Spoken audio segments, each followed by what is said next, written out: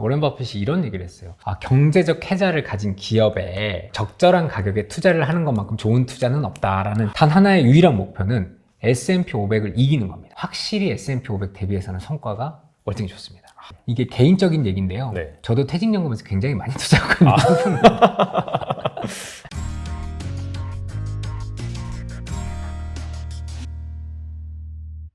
한국투자신탁운용의 정성인 부장님 모셨습니다. 안녕하세요. 네, 안녕하십니까.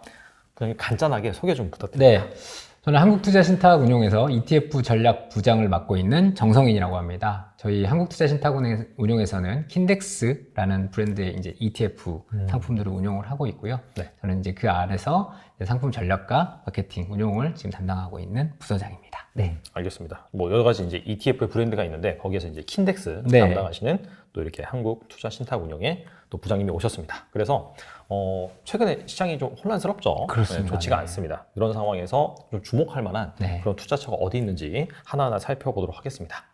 시장이 안 좋다 보니까 최근에 가장 많이 좀 대안으로 부각받고 있는 것이 배당주인 것 같아요. 그렇죠. 실제로 미국 배당주도 마찬가지고 우리나라 배당주 같은 경우에는 상당히 좀 선방을 하고 있더라고요. 맞습니다. 그리고 또 배당주 하면은 또 빠지지 않는 것이 리츠거든요. 그렇죠. 근데 특이하게 이 킨덱스에서 싱가포르 리츠 상품이라고 있어요. 그래서 약간 좀 여기에 대해서 설명을 해주시면 좋을 것 같아요. 네. 일단 리츠 상품에 대해서는 요즘에는 그래도 투자자분들께서 굉장히 이제 접점이 많아지신 것 같아요. 그래서 리츠의 개념이나 이런 부분들 잘 알고 계신 것 같고요.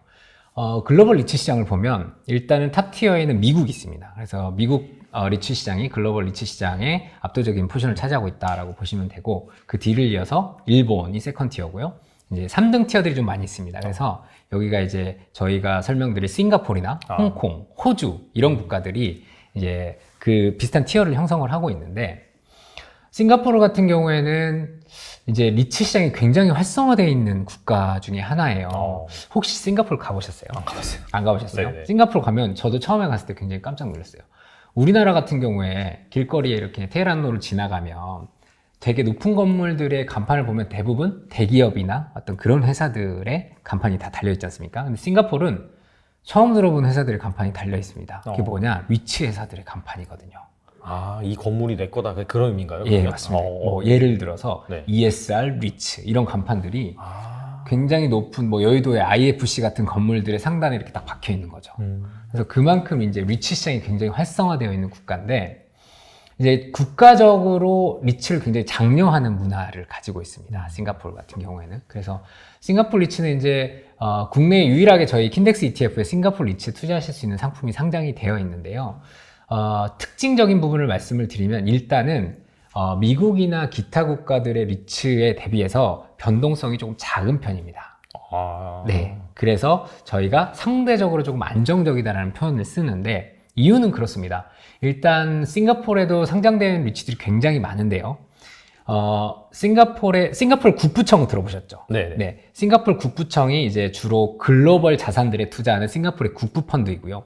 그리고 이제 국내 자산에 투자하는 테마섹이라는 회사가 있습니다. 여기가 이제 또 다른 싱가포르 국부펀드인데, 네.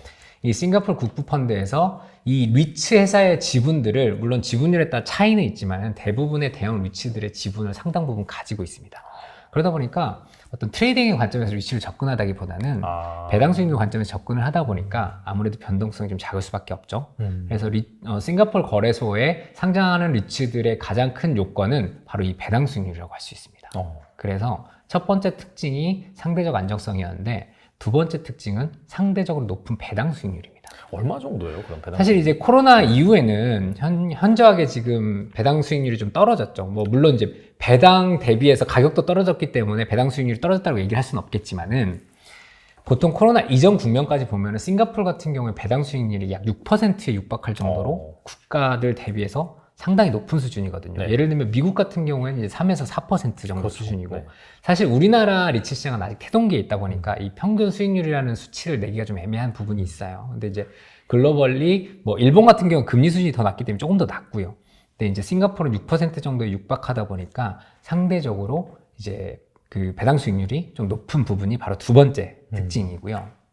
마지막은 이제 환 부분입니다.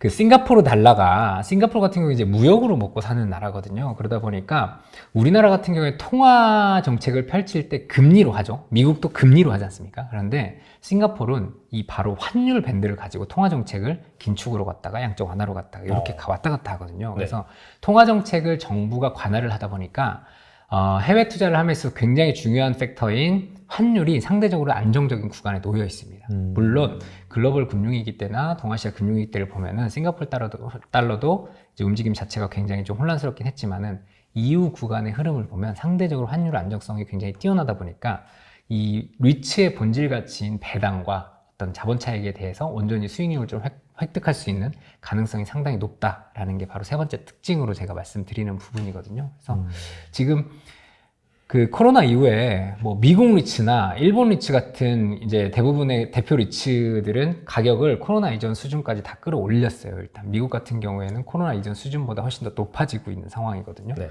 그런데 싱가포르 리츠는 아직 코로나 이전 시점에 회복하지 못했습니다. 이유가 싱가포르 경제 자체가 잘 아시다시피 관광이나 무역업에 의존을 하다 보니까 아직까지는 관광업이나 무역업이 예전 수준으로 돌아오지 못했지 않습니까? 그래서 아직까지는 싱가포르 리츠가 이제 제자리를 찾아가지 못했다라는 부분이 굉장히 큰 특징이다라고 보시면 될 것 같습니다. 그래서 약간 리츠에도 종류가 여러 가지가 있잖아요. 그렇죠. 그래서 미국 같은 경우에는 또 저도 이제 조사를 해보니까 뭐 데이터 센터도 있고, 그렇죠. 뭐 물류 센터도 있고, 여기에 뭐 인프라도 있고 여러 가지가 있는 그런 부분이 있고, 그다음에 일반적으로 알고 있는 뭐 주거 시설이라든지 뭐 헬스케어, 그다음에 호텔, 뭐 리조트 등등이 있는데 방금 말씀하신 그런 싱가포르 그 산업의 이제 주요 차지하는 포션이 관광 쪽, 네. 뭐 그런 쪽이다 보니까 아무래도 약간 좀 그쪽 리츠가 많다고 볼 수 있을까요? 네.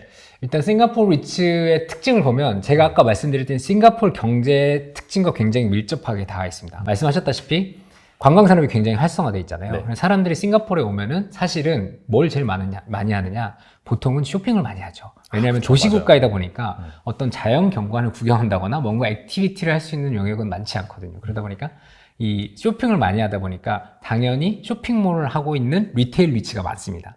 그리고 두 번째는 도시국가이다 보니까 제가 아까 굉장히 높은 건물들이 많다고 그랬잖아요. 그래서 바로 이 높은 건물들을 관리하는 오피스 리츠도 굉장히 많습니다. 그리고 마지막으로 싱가포르 무역항이 굉장히 큰 물동량을 가지고 있는 유출입이 있는 무역항이지 않습니까? 그래서 이 물동량을 충족할 수 있는 이 창고 같은 산업용 리츠들이 또 굉장히 발달해 있는 상황입니다. 그래서 이제 뭐 주거용 리츠나 사실 호텔 리츠 같은 경우에는 싱가포르에서 비중이 그렇게 높지는 않고요. 제가 방금 말씀드린 네네. 리테일 리츠나 뭐 오피스 리츠 그리고 이제 산업용 리츠 이런 것들이 상당히 높은 비중을 차지하고 있다. 이렇게 보시면 될 것 같습니다. 아무래도 좀 이렇게 좀 코로나가 확실히 좀 잠잠해진 상황에서 뭐 이렇게 왕래가 좀 많다라고 네. 한다면 좀 수혜를 받을 수 있겠네요. 그래서 이제 사실 싱가포르 같은 경우에는 대표 지수가 STI 지수라는 지수를 사용하거든요. 우리나라의 코스피와 같은 지수인데 STI 지수 자체가 아직 코로나 이전 시점을 회복을 못한 몇 개 안 된 지수 중에 하나거든요. 그러다 보니까 결국에는 이제 말씀하셨던 대로 싱가포르 경제가 이제 교류가 활발해지면 좀 살아날 가능성도 있어 보이지 않습니까? 그렇다고 하면은 결국 이 리츠도 이제 제자리를 찾아가거나 오히려 제자리보다 조금 더 높은 자리로 갈 수 있는 가능성도 있다라는 부분이 이제 얼마 전에 제가 우연히 또 싱가포르 거래소 분을 만나서 이제 얘기를 좀 했는데 예, 그런 말씀들을 하시더라고요. 그래서 이제 제가 요즘 체감적으로 느끼는 게 뭐냐면 갑작스럽게 외국인들이 출장을 많이 오고 있습니다. 그래서 한국에 출장을 꽤 많이 오고 있거든요. 네네. 그래서 한 2년 내지 3년 동안 영어를 쓸 일이 없었습니다. 왜냐면 항상 컨퍼런스 콜만 했기 때문에 컨퍼런스 콜은 제가 굳이 말하지 않아도 뭐 많은 사람들이 있기 때문에 했었는데 최근 들어가지고 이제 외국에서 외국인분들이 출장을 많이 오다 보니까 영어를 갑작스레 좀 써야 되는데 이런 부분들을 제가 이제 직관적으로 봤을 때 싱가포르 같은 경우에도 그 출장자들이 굉장히 많이 가지 않을까, 이미 또 많이 가지 않을까라고 하면은 이제 관광까지 이어진다고 하면 경제가 어느 정도 좀 회복될 가능성도 상당히 있다라고 볼 수 있을 것 같습니다. 알겠습니다. 확실히 그런 메리트는 있으니까 약간 좀 리오프닝, 경제 교류 활성화 그런 관점에서 좀 보시면 좋을 거라는 생각이 듭니다. 네. 그리고 또 다른 상품이 있는데 킨덱스 미국 와이드 모트 가치주. 네. 뭐 이런 ETF가 있는데 이것도 최근에 시세를 보니까 하락장이 상당히 좀 선방하고 있더라고요. 그래서 이거는 도대체 정체가 무엇인지 궁금합니다. 굉장히 이름만 봐서는 사실 굉장히 낯설게 생각하실 수가 있어요. 와이드 모트? 모트가 뭐지? 이런 말씀 많이 하시는데 일단 키워드는 두 개입니다. 일단 첫 번째 당연히 모트니까 모트고요. 두 번째가 이제 워렌 버핏인데요. 네. 워렌 버핏 뭐 굉장히 유명하시니까 제가 굳이 설명드릴 필요는 없겠지만 워렌 버핏이 이런 얘기를 했어요. 경제적 해자를 가진 기업에 낮은 가격, 적절한 가격에 투자를 하는 것만큼 좋은 투자는 없다라는 그런 얘기를 했어요. 자, 이 얘기를 제가 풀어서 한번 설명을 드려보면 자, 두 가지 키워드지 않습니까? 일단 첫 번째, 경제적 해자를 가진 기업. 해자가 뭐지? 라고 궁금해 하시는 분들 계시는데 모트가 이제 한국말로 해자거든요. 중세시대에 성을 이렇게 보면 성을 둘러싸고 있는 연못이 있어요. 기억나시죠? 네네. 왜 그러냐면 적들의 침입으로부터 방어를 용이하게 하기 위해서 해자를 파죠. 이제 연못을 파는 거죠. 그래서 해자가 그러니까 넓으면 넓을수록 깊으면 깊을수록 적들이 침입하기 굉장히 어렵겠죠. 그러다 보니까 요거를 이제 그대로 경제학으로 끌고 왔습니다. 그래서 산업 내에서 그러니까 경쟁 기업들보다 우위를 가진 기업들을 경제적 해자를 가진 기업이다라고 표현을 하고 있거든요. 그래서 이제 그런 기업들, 가격 경쟁력을 가지고 있는 기업들을 일단 경제적 해자를 가진 기업이다라고 표현을 하고 있고요. 네. 두 번째는 이제 낮은 가격에 사야 된다는 전제 조건이 붙는 거예요. 그래서 이 상품 같은 경우에는 두 가지 포인트에서 접근을 하는 거예요. 첫 번째 이제 와이드모트를 어떻게 평가를 하느냐. 모닝스타라는 지수 업체가 있어요. 알아요. 네. 들어보셨어요? 유명하죠. 네, 굉장히 유명합니다. 물론 이제 개인 투자자분들께는 조금 낯선 이름이실 수도 있는데 그 펀드를 평가하는 글로벌 굉장히 많은 업체들, 유수의 업체들 중에서 단연 탑이 이제 모닝스타라는 업체인데 이 모닝스타라는 회사에서 그 인덱스를 만드는 비즈니스를 하고 있어요. 그래서 그 모닝스타는 애널리스트들로 구성된 회사거든요. 그래서 그분들이 펀드 평가도 하고 주식 평가도 하고 이렇게 하는데 그 모닝스타의 애널리스트들이 5 팩터라는 요건을 가지고 이 기업의 경제적 해자를 평가합니다. 그래서 그 5 팩터를 가지고 평가한 기업들 나래별로 쭉 세워가지고 산업 내에서 얼마나 경쟁력이 있는지. 그래서 여기서는 이제 와이드 모트잖아요. 그러니까 20년 이상 사업을 영위할 수 있는 경쟁력을 가진 회사들만 뽑습니다.